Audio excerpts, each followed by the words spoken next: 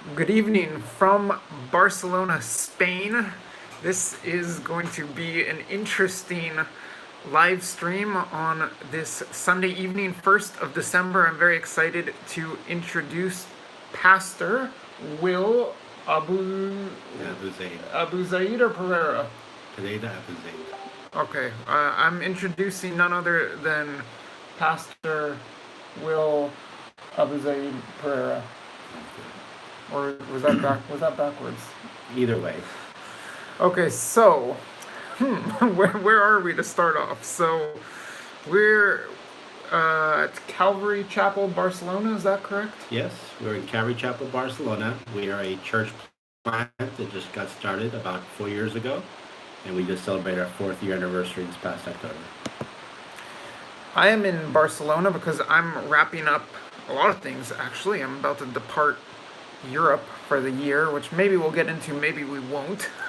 As you might have noticed, there's an interesting title to this broadcast. But I just wrapped up a trip with my mother. I typically do a Europe trip or Europe stay with my mother each year, and just wrapped that up here in Barcelona.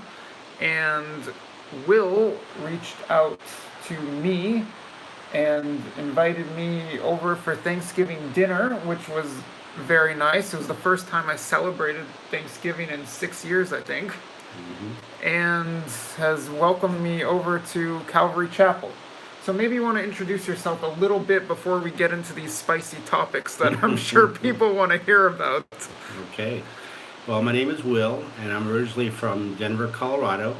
I served there with a local church there at Calvary Chapel, South Denver. And from there, I went to Israel for a year and a half.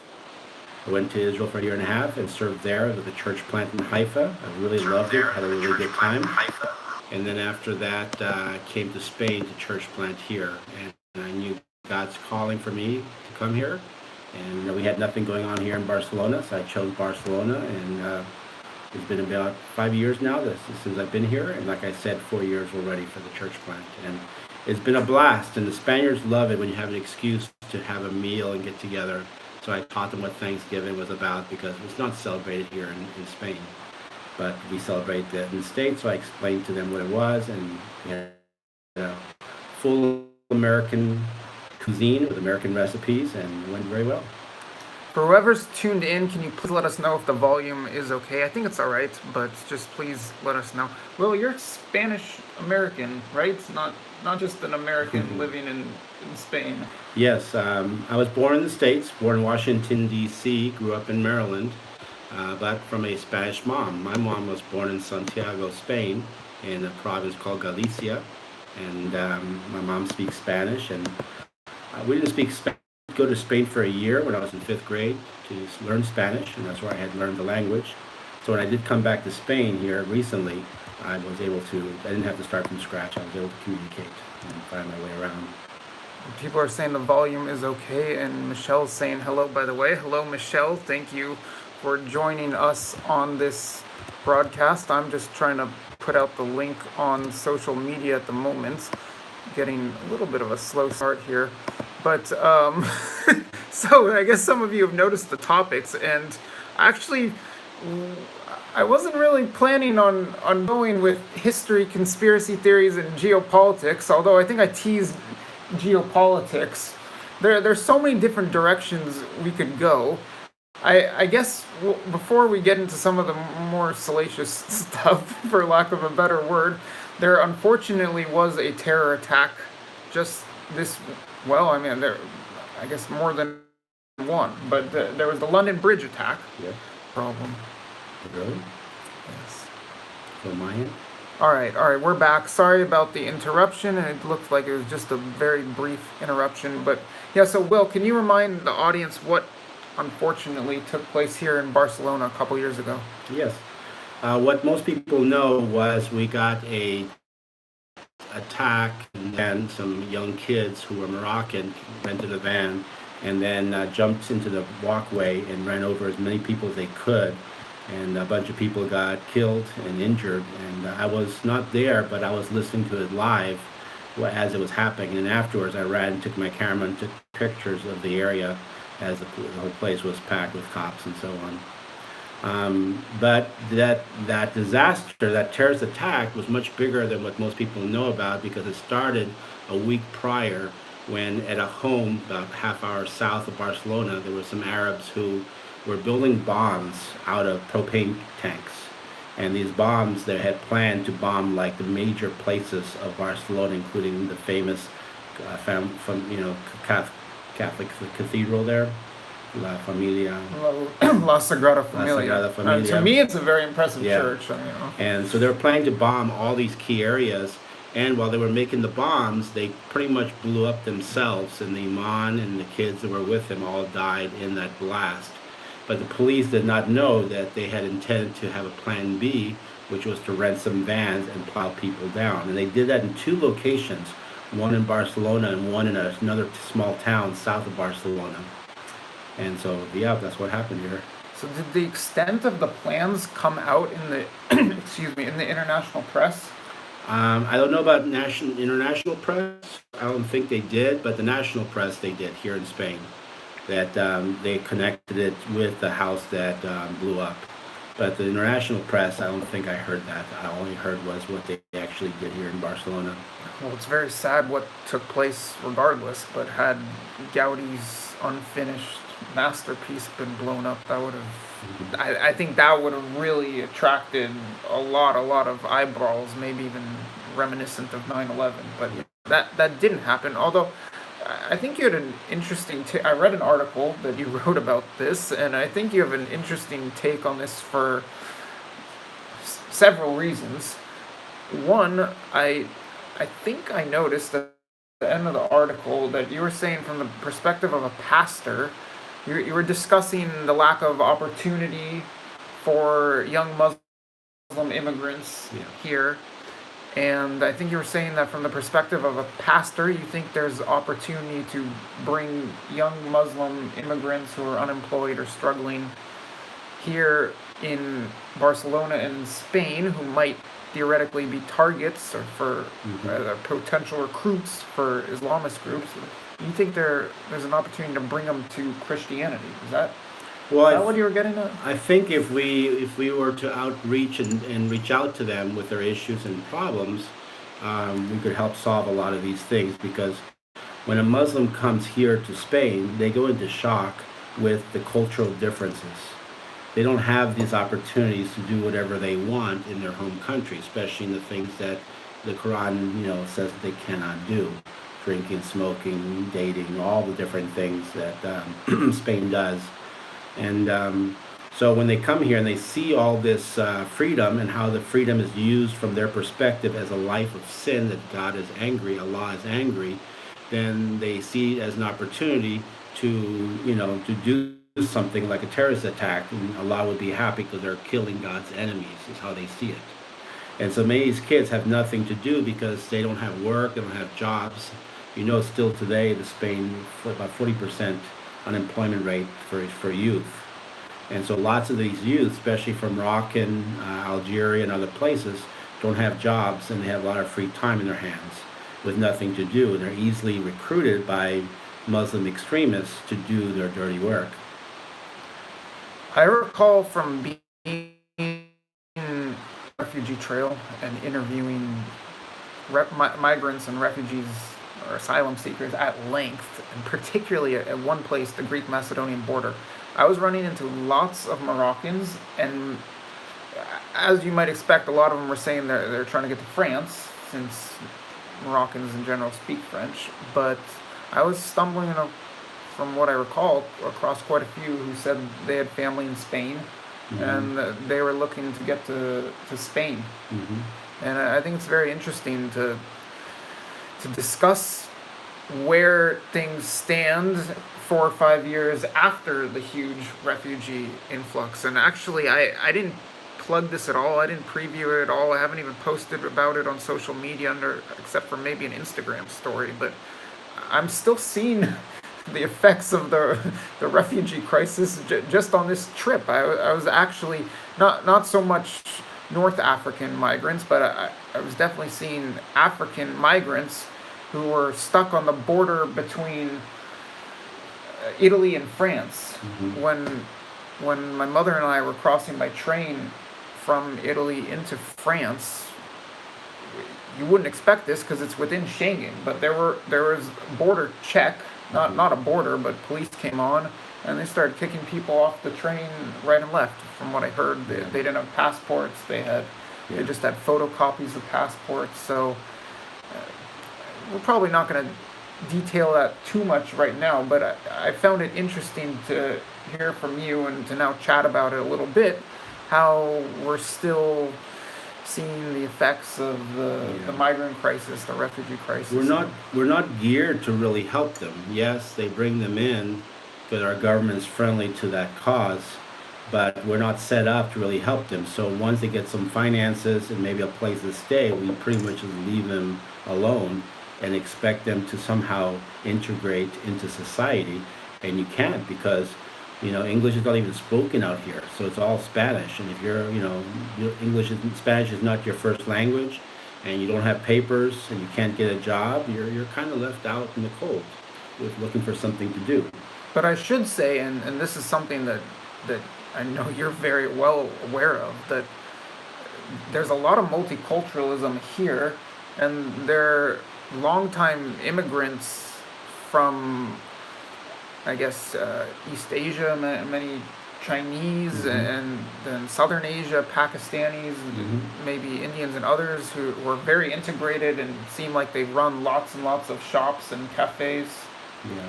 Well, they're not quite integrated. They actually are very. Maybe I'm not. They're very segregated, but the cool things with Chinese. Assimilated, maybe, or not at all. Not at all. Okay. But the Chinese do help each other out. So if you happen to be Asian and you come to Spain, the whole community will come in and help you and take care of you, get you situated, open up a business. There are special laws that go back a long time that gives Chinese preference over even a Spaniard in opening a business and getting loans. Well, and everything. give me an example of one law. I wasn't ready to do that. I just know that they exist, and that's why there's so many Chinese businesses, And of course, they've taken over pretty much the coffee shops. Every restaurant you go to. I like going to these. Because now I have a pretty strict diet, and basically I just want to get a steak and some potatoes and salad. So I go to all these cafe bar type places, and 100% of them are run by Chinese. The latest generation of Spaniards don't want to put the time and the effort it takes to run a coffee shop because there's a lot of hard work involved. But the Chinese, they're okay with that, and they will buy these businesses that the Spaniards don't want and run these coffee shops. And I got one trained nearby that makes my American breakfast with scrambled eggs and bacon and French fries, and they bring me a full bottle of ketchup because they know I'm American, and I eat there often, and it's clean food there. So yeah. All right. Well, maybe in the future we'll do this again, and we'll talk more about immigration and integration, assimilation. I can get my homework done. Well, I mean, that had been a long-standing homework project of mine, but I'm sure some people want to hear a little bit about biblical history and some stuff that relates to what's in the title. So I found it very interesting, maybe it's very coincidental, but very fitting, how my travels, particularly as of late, but also just in general over the past decade, seem to be lining up with what you're preaching about right now, or at least whatever is it the current Bible passage, or what? Explain. Sure. So it's Sunday. Today was church. So get into a little bit what you're talking about. Okay. Well, right now at Calvary Chapel, we study book by book, verse by verse, and we're studying the book of Genesis. And the book of Genesis has a lot of information from the beginnings of how the earth was created, how man was created, all the way to Abraham, Isaac, and Jacob, their stories, how the country of Israel was formed. All this, it's a massive book, 50 chapters, lots of information. And we were talking earlier was, for example, the things about giants in the land. Of course, science doesn't like to talk about that. They think these are just legends, even though there's so much evidence in all sorts of cultures that giants did exist, even with 6 fingers. But they don't like to believe that because it doesn't fit He's all right. So we're getting a comment saying Nephilim, the or excuse me, Nephilim. or That's Nephilim. Nephilim. Yeah, That's correct. yeah. It's Which, translated. excuse my Hebrew It's translated pronunciation. giants in English, but it's way more than giants. There actually translates in Hebrew with the fallen ones. Yeah. Okay. So I'm sure you guys all know I'm Jewish and my Hebrew isn't the greatest, but Nafal means fell in Hebrew. Yeah. All right, continue. And so we have in Genesis, if you go to Genesis chapter 6, most people are familiar with the flood of Genesis. And a lot of people think that the flood was just to wipe out mankind because they were so bad and very wicked. Well, that was true. But there's way more going on in the text than just wiping out mankind. Why kill all the animals? What's going on there? And so if you look at Genesis from a literal position, you see that it talks about how the sons of God saw that the daughters of men were beautiful and actually came down and had sex with them and produced giants. Okay? Now, usually some people try to say that these were just people, normal people, sons of God meaning godly people at that time, and daughters of men somehow representing naughty women, from pagan homes, and how they came together and they produced giants. Well, yeah, maybe a 2-year-old that comes from a broken home would be considered, a terrible monster in a sense, because as a 2-year-old, he's pretty rebellious. But realistically, it doesn't fit the scriptures there because it talks about sons of God. Now, if you want to know what sons of God mean, you would go to other books in the Bible to see where that's used and see what the meaning of that phrase. Or if you go to the book of Job, chapter 1, it talks about angels being sons of God that came before God, and Lucifer himself was there. And the whole dialogue where God says, have you considered my servant Lot? It's my servant Job. And Satan has that dialogue with God. So sons of God, 2 or 3 times mentioned there in this book, is referring to angels. Okay? So sons of God are angels. And the book of Job is even older than the book of Genesis. And it gives you the direction of how to define certain ideas and words, depending on where it comes the first time in the Bible. So these called sons of God in Genesis chapter 6 came down and had sex with women. And now, in Earth, we have a lot of legends. We have legends in Greek mythology of the gods coming down and having sex with humans and producing demigods. The Egyptians have it. Even the Sumerian civilization have these legends, And so what's really going on is that it got really bad to where DNA is getting messed up with humans and angels and angels with animals, All the stories of Chronicles of Narnia, half man, half angels, or half animals. All this have a nugget of truth where all this stuff comes from. Anunnaki. What is that? Yeah, there's about 7 or 8 tribes of mixtures of people that lived in the land of Canaan that were mixed, half angels, half humans. And for example, when God told Joshua to go in to clean out the promised land for the tribes of the people who were going to take over, some of them, they just had to wipe them out, win the battle. They didn't have to kill the children, they have to kill the animals, they just had to win the battles. Other times, God would send them and say, don't kill, make sure you kill everybody, including the babies and the animals, because they were half-breeds and mixed race. And God wanted them all cleaned up, and that's why some people are angry because God's an evil God that kills, babies, because they refer that in the Old Testament as evil as Islam is in the Quran, from the same category. And what you really see is God is telling Israel to wipe out these half-breeds because God doesn't want them in this promised land that he's going to give to Abraham. So going back to Genesis 6, God chose Noah, and he says there's a key phrase that says he was perfect in his genealogy. Now, there's no perfect man in the world. The Bible says all have sinned, okay? So Noah was not a perfect man. But it says in the text he was perfect in his genealogies. And the word genealogy is more of a scientific word that refers to DNA. So basically it's saying Noah was perfect in his DNA, and God chose Noah to continue the human line. And also the promise of the Messiah would come through his family also. And then the animals all had to be destroyed, and God would bring 2 of each kind that were perfect, and God would bring them because Noah would not know how to separate which ones are tainted, which ones are not. And he brought them to the ark, and they all got saved until God restarted everything at the end, and the whole population with the three sons, Ham, Shem, and Japheth. And he repopulates the whole world again, and the animals too. So that has a situation there where angels were naughty and they fell. Now, if you go to the New Testament of the Bible, the book of Jude, starting verse 6, it talks about these naughty angels, that they've left their former estate, they left their abode, who they were as angels in heaven, and went after strange flesh, it says in the Bible, in the New King James, and went after to commit sexual immorality. It says God has reserved them in chains in a place we called Tartarus in the Greek, or the place of the bottomless pit.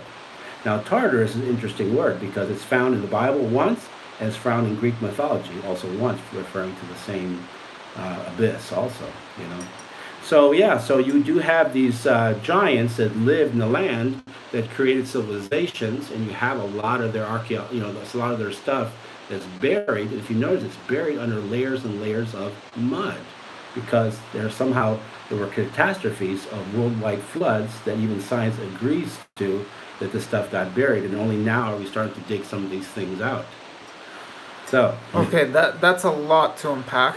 Although maybe not for the audience. So I mean, I'd be curious. Whoever's got any comments, feel free to chime in. Maybe it's not too much to unpack for you. It's a lot to unpack for me.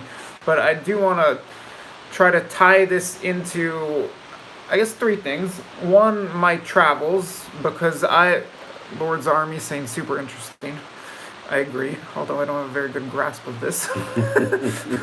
So one, my travels. I've been traveling a lot around the biblical region of Mesopotamia, especially Haran.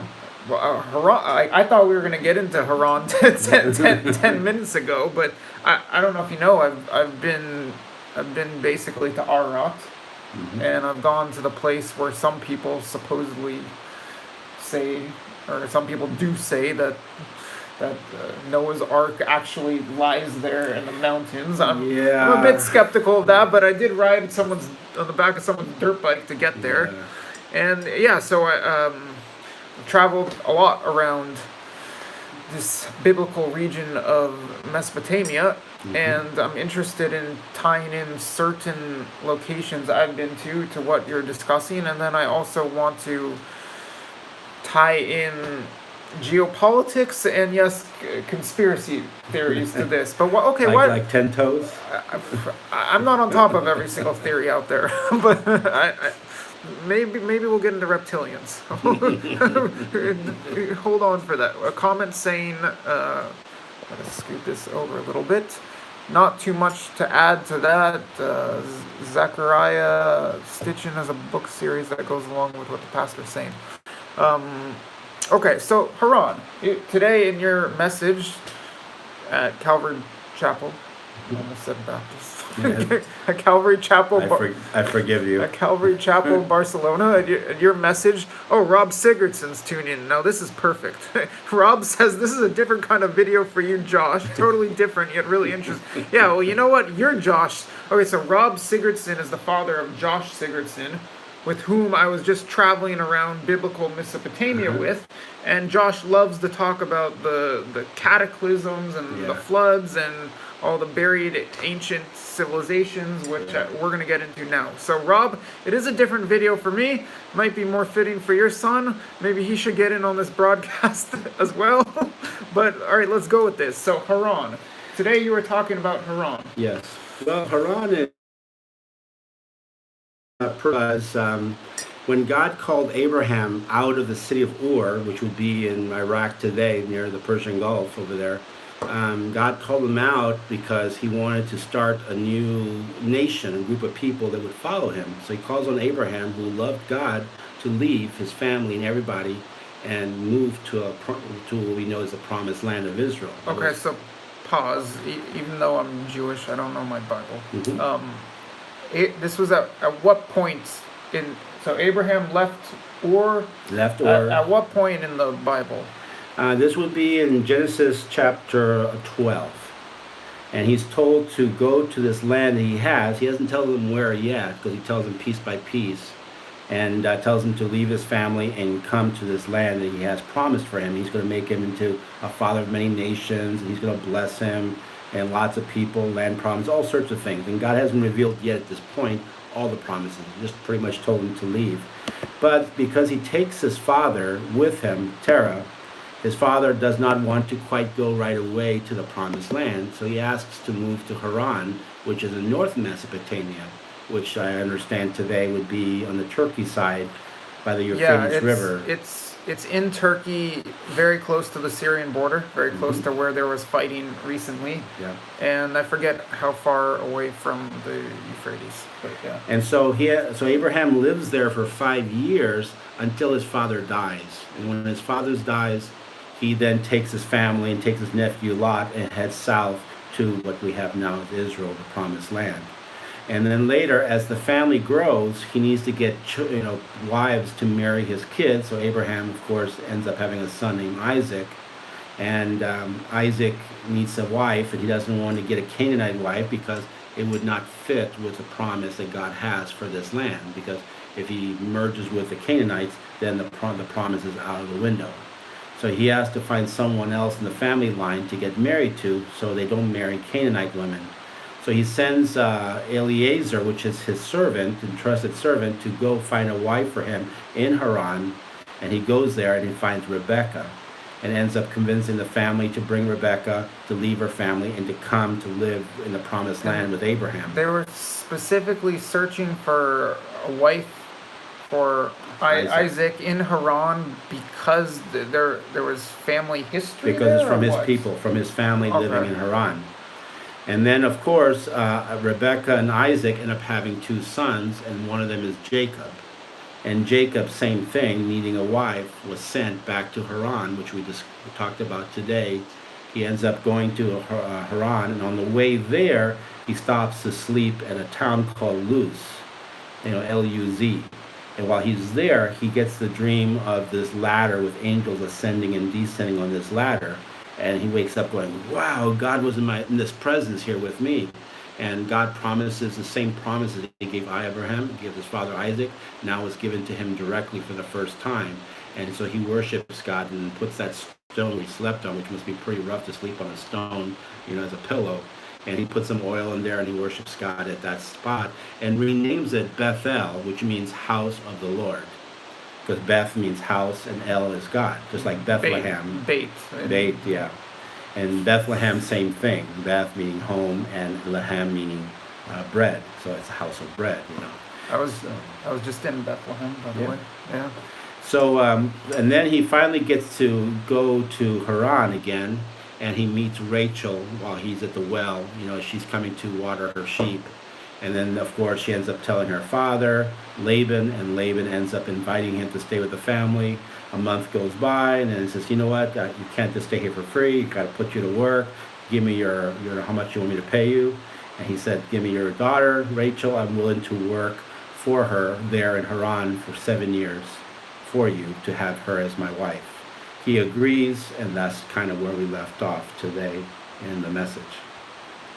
So it was a nice little coincidence that I had recently been to Haran, and unfortunately, I went very unprepared. At that time, Josh Sigurdsson and I were much more focused on the tepes, which I think we're going to get to, them being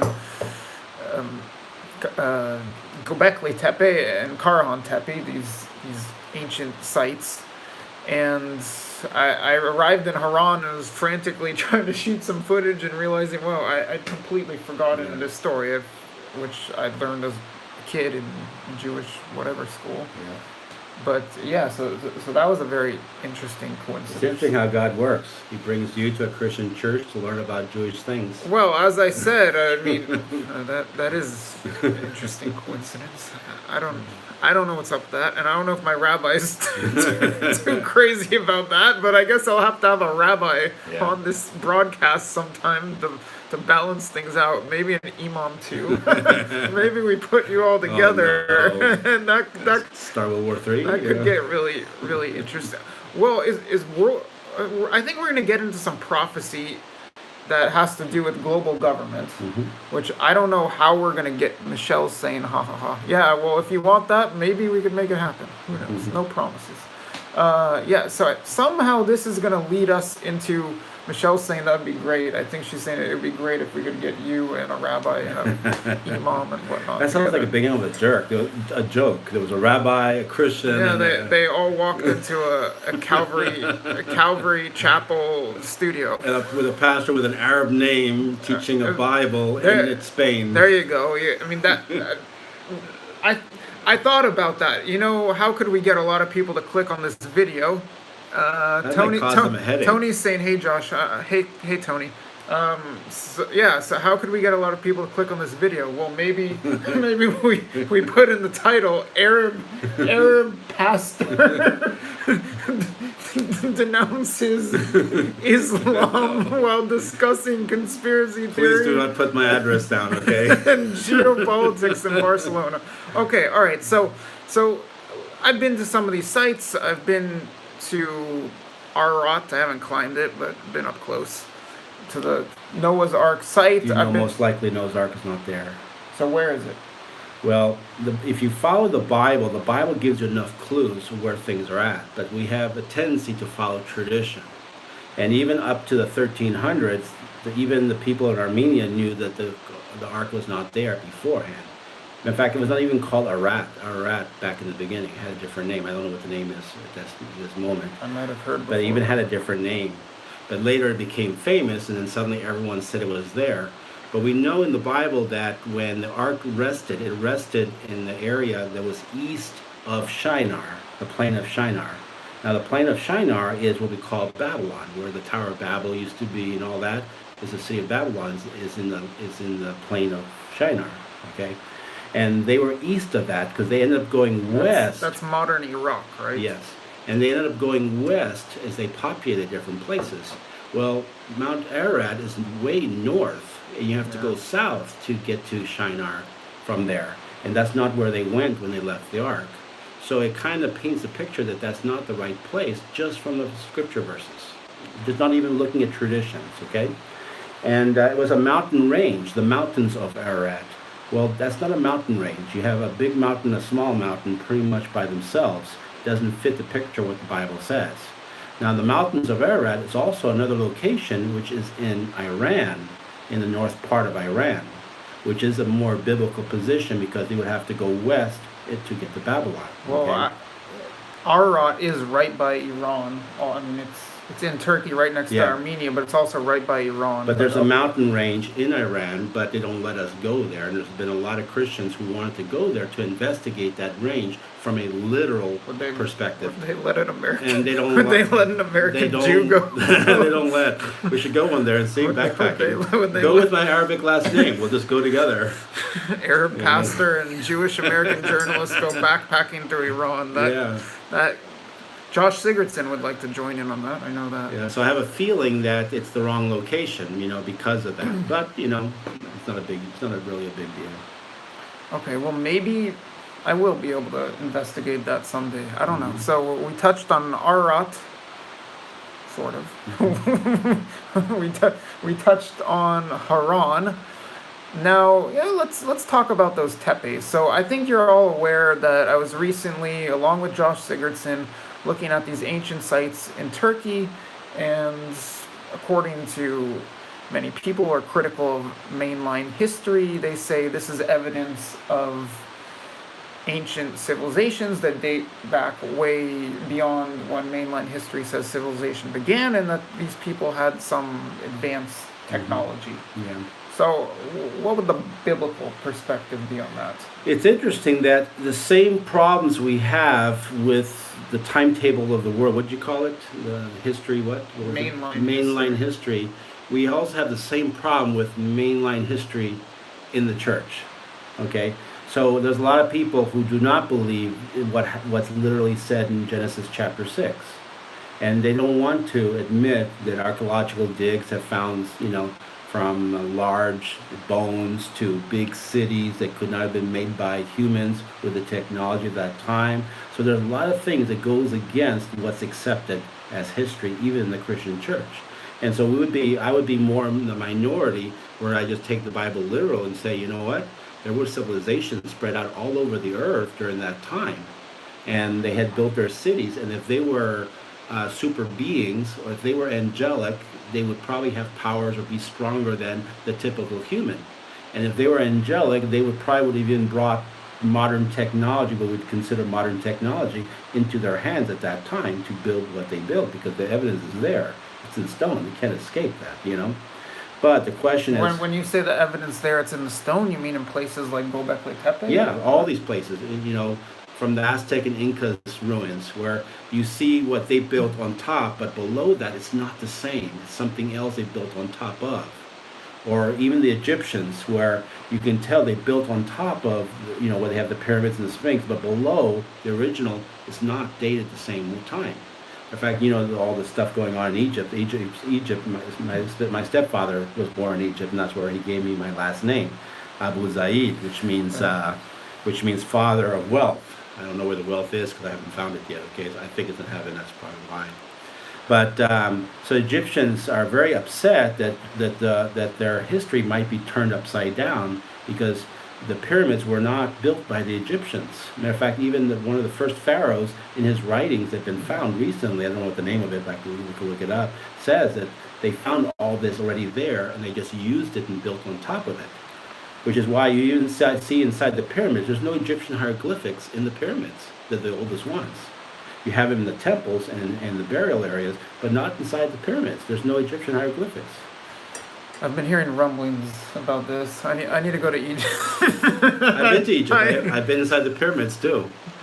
And I've been very close to Egypt many times, including Yeah. a month and a half ago. because of my stepfather being Egyptian, I got to travel there every other year when I was growing up, and I have step relatives over there. You know, so all my life. I get easy access to Israel. Unfortunately, Yeah. I don't think we're gonna get into that on this broadcast, but you get easy access to Yeah. Egypt. And so I was saying, you can see the Sphinx, the body of it has evidence of rain, of heavy showers and erosion that hasn't rained there, for 5,000 years? We haven't had that type of rain in Egypt, but the evidence is there and you can't escape it. And the material that's they made the head is different than the material of the body and dates differently too. So there's a lot of discrepancies and problems. And even the Pharaoh said himself, these were here already when we came. They were half buried and we just built them up and continued from there, you know. And so they are much older, and all over the world there's different sites that are being archaeologically dug up, and they date and they're much older and they're huge. Not typical for human beings, their size, you know. I saw that at Gobekli Tepe with those T-pillars. Hopefully Yeah. I'll be seeing some of these other sites. Yeah. So one thing crossed my mind back when we were talking a little bit about the biblical perspective, and I guess the controversy within the church, where I guess you have a minority opinion on this matter. So, excuse my ignorance, but what's the deal with the 6,000 year time frame of the world that I hear about in Christianity? What's up with that? Well, there's lots of different views, okay? We have a view, if you take Genesis literal, between how it starts, God created the heavens and the earth, it gives you the impression that God made everything and it was perfect. And then it goes right into, and the earth was without form and it was void. You're like, wait a minute. That doesn't go well with the first phrase. God doesn't just create the heavens and earth and makes things formless and without void. Now there's different interpretations of this, okay? But there are some strange scriptures in some of the prophets that talk about time on the earth that does not fit anything known to man of our timetable. Something very strange that, if you were to literally believe it, would refer to a time before God recreated the heavens and the earth. So the idea in Genesis, here's the theory, okay, is that God made the heavens and the earth. Satan gets cast down. He destroys what God made, which there's a scripture verse. I'm not ready to give it to you because I don't have it documented right now. I could look it up. And then it becomes void and formless, and then God rebuilds it, okay? From the time that God rebuilds it, there's a 6-day creation, right? Because literal days, 24-hour periods, when God says, sun up, sundown 1 day, sun up, sundown 2 days. He makes it very clear that 24-hour periods. Okay, not this thing of 1 day can be 1,000 years type of thing, but they're literal 24-hour days in the Hebrew. And so God recreates everything from that point on till now. If you count all the genealogies, we have about 6,000 years of lifespan of history, of people from the very beginning until the flood, and then from the flood until now.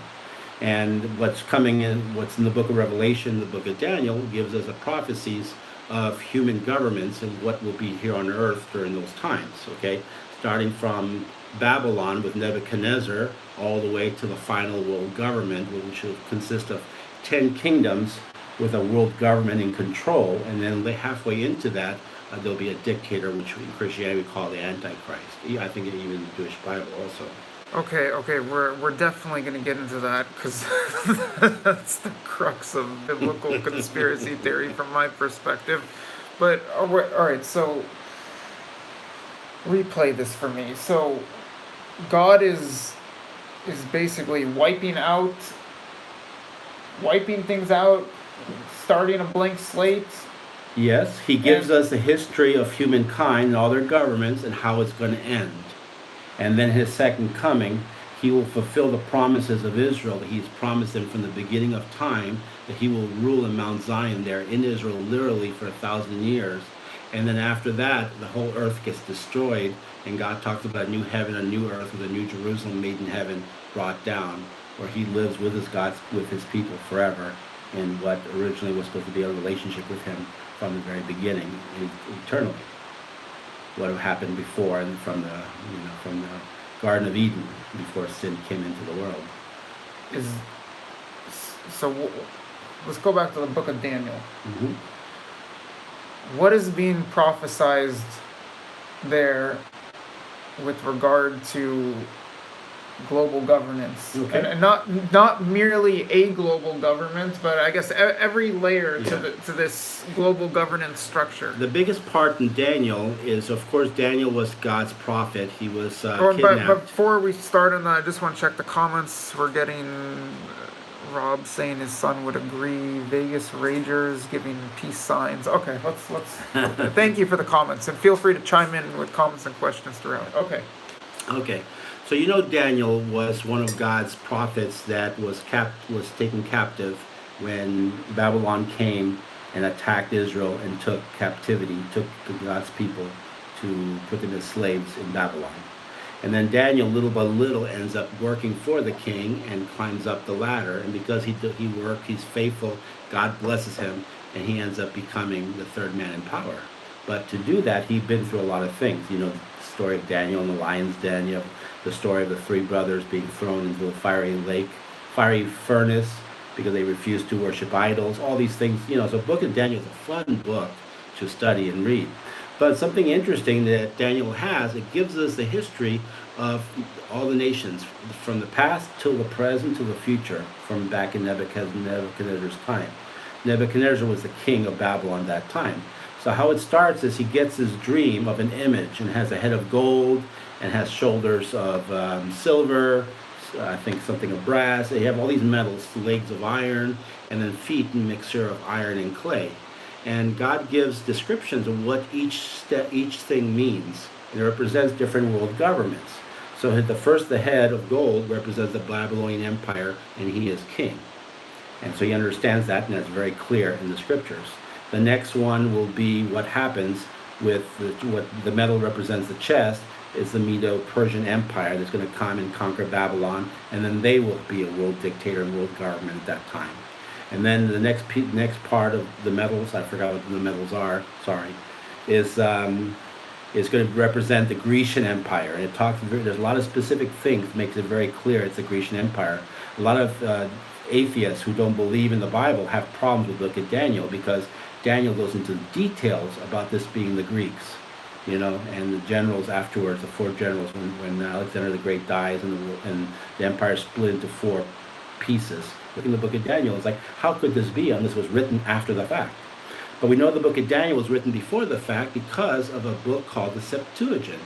The Septuagint is the Jewish Old Testament written from Hebrew to Greek, because at that time there was a lot of people who did not read Hebrew who were living in Israel because of the Greek Empire. So they said, we have a problem. We need to bring scriptures into the Greek language, so that's the way our people could learn and understand their religion. So the Septuagint has the book of Daniel, and this was written like, second century. So the book of Daniel is in there before, locked into time by the second century, before the Greek Empire even shows up. See? So it's proof that this was predicted exactly what was going to happen before it happened. It was not written after it happened. See? So you have from then you have the Greek Empire, then it talks about the Roman Empire, and the Roman Empire does represent the legs of iron. What do you mean it talks about the Roman Empire? It talks about this next world government will have two legs. They'll be strong like iron. So a lot of these metals relate to what type of empire it's going to be, okay? And it talks about having a left and a right leg. Well, we know that what the empire that came after the Greeks were the Romans. And the two legs would be the western part, and when the western collapsed, the eastern part, because Constantine moved the capital from Rome to the place I hang out. Byzantine, and then from Byzantine, changed the name to Constantinople, named after him, and then when the Arabs took over, they named it Istanbul. Which was the site of the last broadcast on this channel. So, so you have the Roman Empire, and then you have one final world government that's going to come from what's left of the Roman Empire, from the pieces, okay? And the pieces of the Roman Empire would be part of the European Union, okay? But it's not going to be just world government Wait. The pieces? The pieces of the Roman Empire is what you have today, the European Union, because the same area. Okay. Don't call me. Okay. So you have these pieces, and so you have the European Union, and Daniel talks about there'll be a 10-nation confederacy or 10 kingdoms. Okay, so not just the European Union only, but also the North American Union and all the 8 other unions are listed. Just have to do a Google search on African Union or whatever. I was at the African Union building earlier this year. You will see all these unions, and they're all working together to come up with their own currency, their own laws, and to integrate, just like what Europe did, with Europe being the. Okay, we had a brief interruption, but we're here. Okay, continue. Okay. So the last kingdom is going to be a confederacy of 10 kingdoms or nations, and it will have a dictator, and we believe it's going to be headquartered here in Europe. And Daniel goes into details. Based on what? You'll have to read the book of Daniel. Oh, come on. Okay, and he talks about that these 10 nations are represented by the 10 toes, and the 10 toes. You're saying all of these global unions will be headquartered here in Europe. Yeah. Do we know? Europe will oversee them. So the European Union, as far as we see things as far right as now, we see things today, is going to be the hegemon of the global government when it comes. It will not be the United States. It will not be the Chinese. It won't be the Russians. What happens to them? I don't know. It doesn't look good for the U.S. Okay, well, things certainly don't look like they're heading in that direction right now, but all right. Okay. Do we know where in Europe this will be headquartered? No, we don't. Later, we will know that it will be moved actually to Babylon, later from Europe to Babylon, but that's another story. So remember I was telling you about these 10 toes represent 10 nations, but it talks about 2 things mixed together, the iron and the clay, and the 2 do not mix. And I would have to read you a verse there in Daniel chapter 2. Go for it, you can pull it up. That explains this. But it throws in this little interesting thought about aliens and how aliens play a part. Are you ready for that? I mean, of course, we're talking biblical explanations to conspiracy theories and geopolitics and global governance. So why aren't we going to get into aliens on this broadcast? Comments are saying Turks, not Arabs. I'm not sure what that was in reference to. Sorry, I missed the timing of that comment. Lord's Army saying the one world government. Michelle is saying, LOL, I may need to leave the U.S. Is that because you need to be a citizen or a resident of the hegemon? Now, aliens, this is great. I didn't realize aliens were mentioned in the Bible. All right, there's the question. Well, here it are is. aliens mentioned in the Bible? In a form of them, yes. Because remember, we talked about what happened in Genesis chapter 6 with angels sleeping with men. Okay. Yeah, but we didn't really elaborate on what they No. became. But now Jesus had said that just like in the days of Noah, so shall it be when he comes back. So what was going on in the days of Noah? Well, angels having sex with humans, creating, strange breeds and all sorts of stuff. So that chaos, including man's sin, is going to be occurring also when Jesus comes back. Okay, if you were to take Jesus' words literally. And so if that's the case, do we see this happening right now?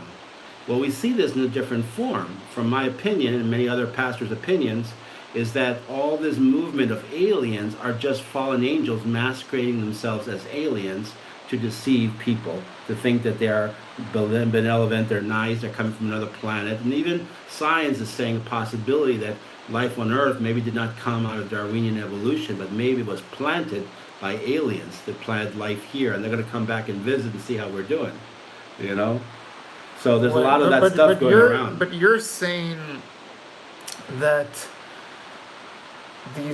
that there aren't really aliens, that it's fallen angels pretending to be aliens? Because aliens, if they were actual aliens from another planet, they would have to be pretty far away.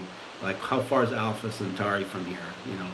And to commute in the speed of light, to be part of everyday life here, would be difficult to do.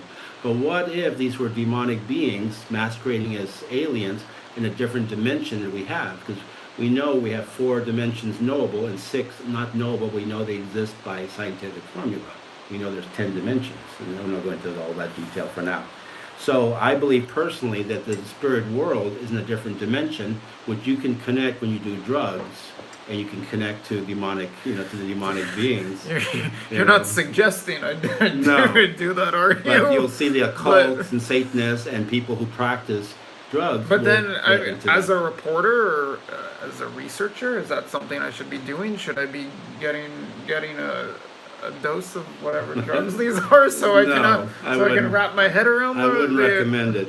So Rob says Brussels, LOL. I guess he's saying he thinks the world government will be headquartered in Brussels, and angel sex must be awesome. Interesting thing about the European Parliament. Their building. The Parliament's in Strasbourg. Yeah, but their building for European Parliament represents the Tower of Babel.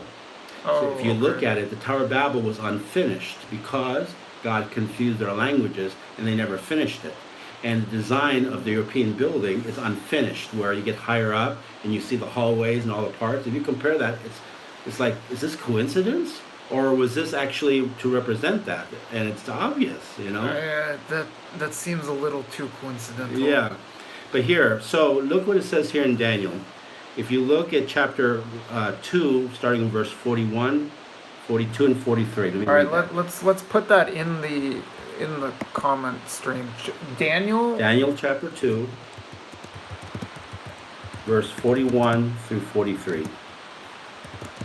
All right, let's hear it. Give us the goods. It says, whereas you saw the feet and toes, partly of potter's clay and partly of iron, the kingdom shall be divided, yet the strength of the iron shall be in it, just as you saw the iron mixed with ceramic clay.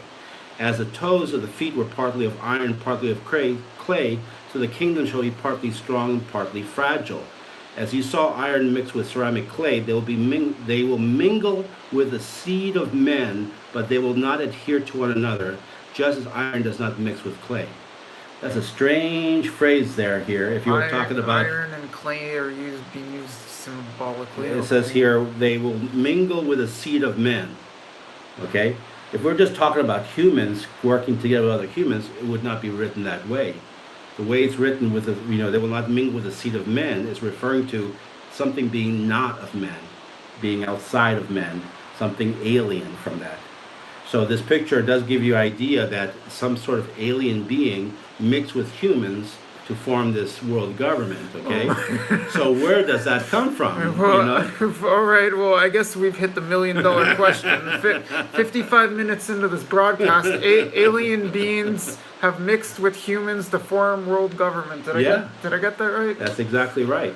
And that will be the final world government that will be the final world because government we already had the before the Jesus Romans, before et cetera, Jesus et comes cetera. back, exactly. So God tells exactly perfectly every world empire from the Babylonians to the Romans, and then this final one that's coming.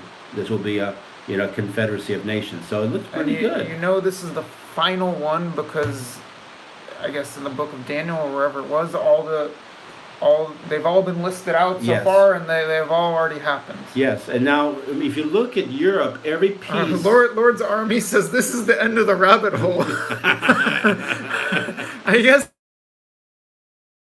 50s we've reached the bottom of the rabbit hole. Okay. If you look at Europe, you will notice that many different pieces of the Roman Empire tried to form a world government. You have the Brits trying to form world government. You have Spanish with Armada trying to form world government. You have France with what's his name, Napoleon. Yeah. You have Italy trying with his dude. You have Germany with Hitler. Every piece has tried to resurrect this world government and failed because the timing is not right yet. Because God is holding it back. So the Americans aren't trying to form a world government. They're doing a bunch of stuff, but they will pretty much collapse and be part of world government, and they're not listed in the Bible. The Chinese are listed because they will not work with the world government. They will even attack the Antichrist and his forces later in the Battle of Armageddon, and that's pretty consistent with the Chinese today. Not really just playing the world government when it's beneficial to them, but objecting to things when it's not. I thought there's supposed to be some war in which the Russians and the Turks and some others attacked Israel? Yes, this is what we call the Magog invasion. It's in part of the book of Ezekiel. Is this related or is this completely unrelated? If it's totally unrelated, let's not go there. It's semi-related. Okay. This is one of the wars that's going to occur, but this is not the final Armageddon battle. But what was interesting is because of what's happening in today's geopolitics, Turkey and Iran and Russia will come together to make a plan to attack Israel.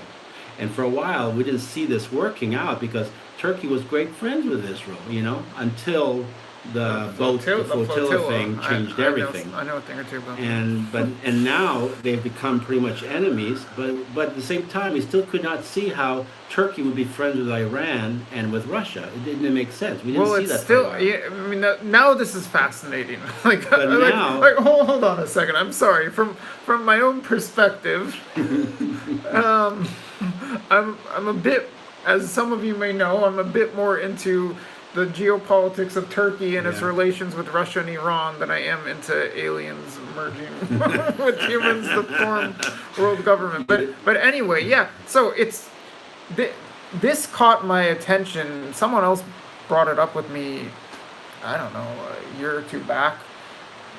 It does seem strikingly similar to what happened in this Bible verse where Turkey, not fully, but has somewhat united with Russia and Iran over the conflict, the primary conflict in the Middle East at the moment. Yeah. See, Ezekiel makes it clear who are these players. They don't name them with the modern names of the countries of today because names keep changing. For example, Iran's name back in the 40s was Persia. Before that was the tribe of Elam. That was the tribal name they had back from the flood, from Noah's Ark until now. They switched names 3 times. So I think we have a comment from someone who is Turkish saying, "Oh no, I hope not." all right. Continue. And so you have names keep changing, nations. Oh, okay. Kim Artist is on, and she is the one who. All right, you're gonna like this. Kim Artist is literally the person who alerted me to this a couple years back. So, perfect timing for you to get on the broadcast. I haven't talked with you in a long while. She says, YouTube gave me a warning this video may be inappropriate for some users before letting me watch. Giants, aliens. Okay, all right. Where did we leave off? Okay, so the book of Ezekiel gives you the list of the players who are involved in this war, but they're given through tribal names because names of countries change multiple times. But tribal names do not because people do know their history and their Okay. heritage, okay? And so if you look at the tribal names and see who are the players today, a couple of the tribes' names have to do with Turkey, House of Togarma, and a few others if I remember correctly. Iran is called, Persia, but that's okay because we know who they are. That's obvious. And a thing called Gog of Magog. Well, if you do a study on who is Magog, they're the descendants of the Scythians. Now, the Scythians were peoples that went all the way from Ukraine, far west, all the way to the ramparts north of the Chinese border of the Great Wall of China, because that Great Wall of China was to protect them from the Scythian raids that they kept getting a long time ago. So they were a big group of people, and they were in the far north all the way up through Russia, okay? And so these people are listed in these tribal names, and that includes Turkey, includes Iran, includes Russia, and a bunch of allies from the area also. And I'm not going to go into all those details unless you want a personal study in Ezekiel. Every tribal name Some other time, yeah. every tribal name does connect to a group of people of today. So there's going to be this confederacy of nations coming together, but led by these three. And Russia will be pulled in by a hook, it says. Well, she will come in reluctantly because she doesn't really want to attack Israel, but because it benefits her for some reason, she will do it. And our Christian thought was maybe because of Chechens and all the other Muslims inside Russia itself, This is this juicy. this could be a good thing to do to fight a common enemy that would keep your Muslims in Russia happy, because we're fighting a common enemy of Israel. Suddenly the the ethnic republics are dictating to Moscow what's happening. Yeah, so Russia Okay, the- reluctantly gets into this battle, and God brings them to Israel, and then God sets up an ambush, and it says no one is there to help her. Not even the United States is there to help her. So we don't know what happened to the U.S., but only God can help her, and God will do an ambush and will destroy them. And Israel will be able to go and get the booty, the plunder, and use their weapons to burn for fuel for 7 years. And according to Ezekiel, it's going to be a nuclear battle. There's going to be nukes in this battle. this is gonna be a nuclear battle. It's amazing. But it's not gonna be. It's not gonna be over in a matter of 5 seconds. It seems There's it's no over pretty mutually quick. assured destruction here. But God does it. Israel does not get destroyed. God does it, and it will turn the hearts of the Jewish people to God, and not putting their trust on Trump or putting their trust on we forgot to get into on Trump. Russia or We for- anything like that. We forgot to So get into this Trump. Ezekiel battle is amazing, and we believe it's going to happen either right before the tribulation period starts or during the tribulation period is when this battle will occur. Okay, we've got to do Trump, Clinton, and reptilians. But the broadcast can't go on forever. We've already passed the hour mark. But first, quick question about this battle that you just described with regard to global government. So if these 10 unions have been united into a larger union and there's a global government, then isn't that supposed to be peace on earth? Why are they fighting with each other? This global government starts after this war, so it's supposed to be like from now. Also, is this before global is government this the starts. war or a battle within the war that ushers in global government? Yeah, global government will come after that. So World War III theoretically is going to usher in.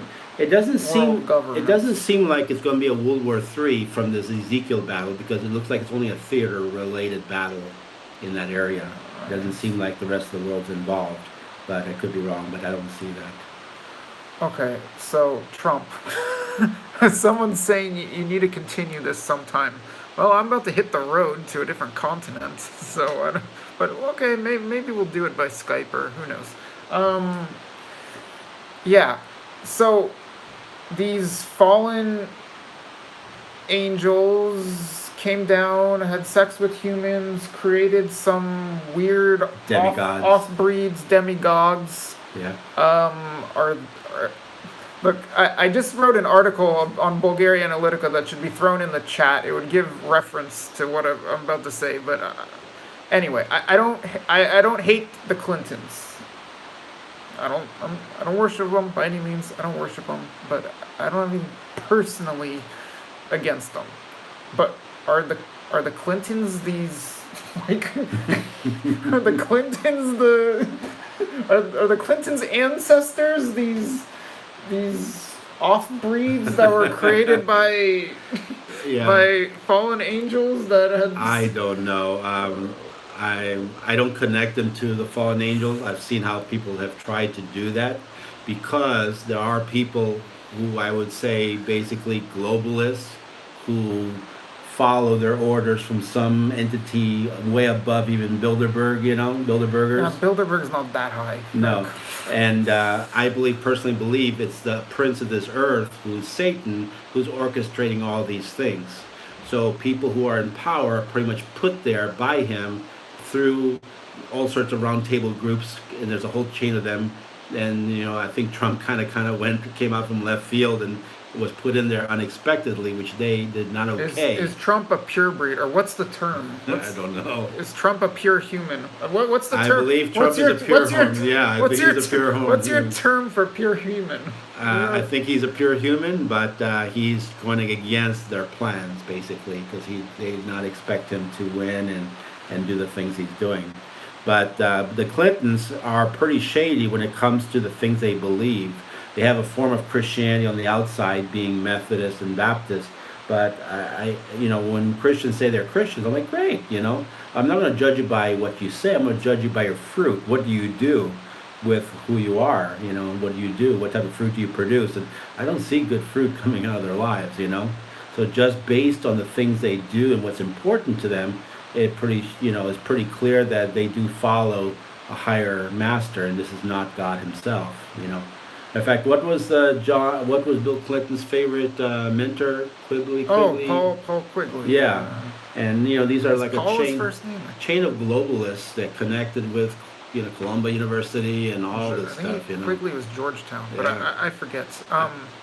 So, Obama, I know more of Obama stuff than I do with Clinton stuff because I was much younger. Obama's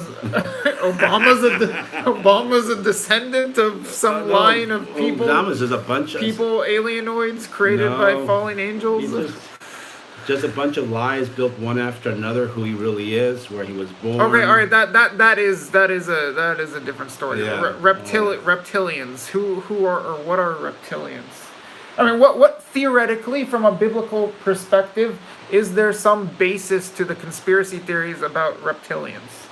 There's not, okay? There's not a biblical. They try really hard because of Satan being a serpent, and they kind of get the ideas because of global government and, the seed Oh, of... Carol Quigley. Yeah, that's the name. All right. And the seed of men, the passage I just showed you in Daniel, where there's some sort of occult or demonic, presence through aliens. They kind of try to connect these things together for the reptilian thing.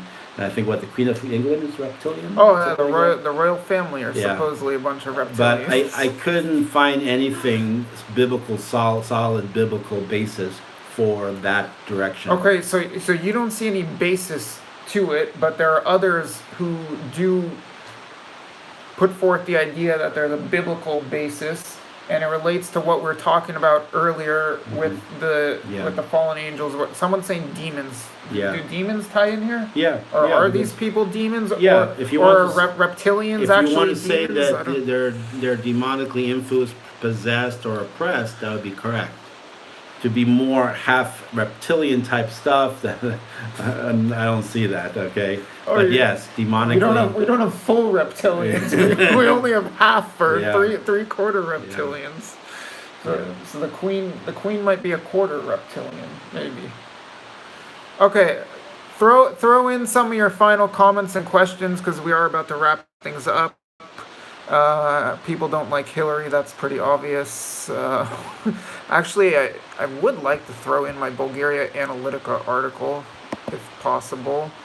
So, reptilian is a description of characteristics. Do you know anything about that?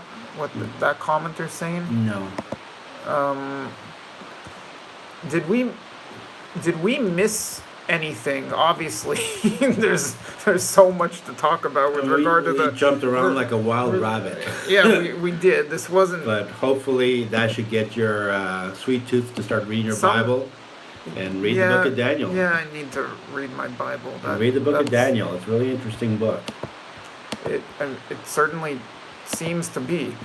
Okay, just to clear up some of my own views, there we go. I threw in an article of mine that I recently wrote that clears up actually a lot. I'm trying to be a little transparent about where I'm coming from journalistically and what I've been up to over the past 5 years with my travels. So I'm just throwing that into the chat. Any last thoughts? Any last comments? You're a man of many words. Well, I was just excited to have you here to visit me because I think I just wrote you about some comment about something you had done in a video, and that kind of started our relationship. And I said, why don't you come to Barcelona and visit me here? We can spend some time and shoot the breeze and talk about this stuff. And you said, yeah, that would be cool someday. And now here you are. Actually, yeah, for all of you who are watching, that really is how things happen. I know there are some members of the media who are very difficult to reach, but I try to not be that way. Mm-hmm. And so, actually, especially after Bilderberg, people tend to write me out of the blue, and sometimes some interesting, very valuable partnerships come out of that. And so, I always appreciate I look forward to this partnership. Someone reaches out to me like that, and who knows, maybe this broadcast could produce something else like that. Well, it's not often that I go on for, well, not me, it's more so you, but it's not often that I broadcast for an hour about the biblical basis of conspiracy theories and geopolitics. And for me, other than just teaching in my church, this is kind of like the first time that I'm on a video on YouTube on this topic. So it's pretty wild. Michelle says this was great. Thanks for the many things to think about. Yeah, I guess it leaves some of us many things to think about. All right, if people, I don't know if you want to be found or not, but Calvary Chapel Barcelona, you want to plug that? Just type in Calvary Chapel Barcelona in a Google search. You can see our website. I'll throw in, after we finish, I'll throw in the link in the description to the replay of the live stream. We're a small little church plant, so we have about 18 members, and we're growing. And I came here about 4 years ago to start the church, waiting to see what God's going to be doing here. And so far, He's given us a cool group of people. And we're just pressing on. So the church still meets in my apartment here, and eventually, when we get too big, we'll then get a storefront and we'll continue on. And I plan to stay here, as long as God allows me to. I think I know the answer to this question, but do you have a YouTube? No, I don't. I pulled out of YouTube completely, and then I closed my Google account. So that's another topic. Okay, well, but I do have the website, and you can write to me from there, and you can reach me, and you can also find me on Facebook with Calvary Barcelona, and on Facebook. The characteristics of the people who drink blood to extend their lives reptilian. That's someone elaborating on the previous comment. I know that in many of the globalist circles, they are Luciferic, and they are in different cults. And some of these cults do practice blood drinking because that's part of some of the rituals. So connected to that, that's maybe what, some of that stuff is being described. Satanism. All right, well, I don't happen to think that I am Satanist. But are you with Rothschild, Jewish Rothschild? Oh, you caught me. This happens every time. I heard about them. Yep. I got caught red-handed. Yeah, I'm surprised no one has ever photographed me or videotaped me walking along what they call in Tel Aviv Rothschild Boulevard. And I had a Jewish guy come visit me who his last name was Rothschild. I'm like, oh my gosh, I have a Rothschild staying over at my house. So maybe you're part of the cabal, not me. Who knows? Yeah. Okay, well, thank you very much for everyone who tuned in. Of course, thank you very much, Will, for joining and participating. God bless you guys. If there is such a demand for more of these videos or more of these live streams, then I guess I'll try to make it happen. I am off to South America in a matter of 2 or 3 days. Yikes. I don't know if I'm very ready for that trip. But yeah, so I'll be coming to you from different locations as I do my new usual head out of winter. Head out of winter. Yeah, head out of winter. Why not? Head out of Europe for the winter and spend some time in some warmer places and check out some new cities and countries. So, once again, thanks so much for joining us, and I hope to be seeing you next Sunday or whenever. So, ciao or adios, amigos from Barcelona. Adios.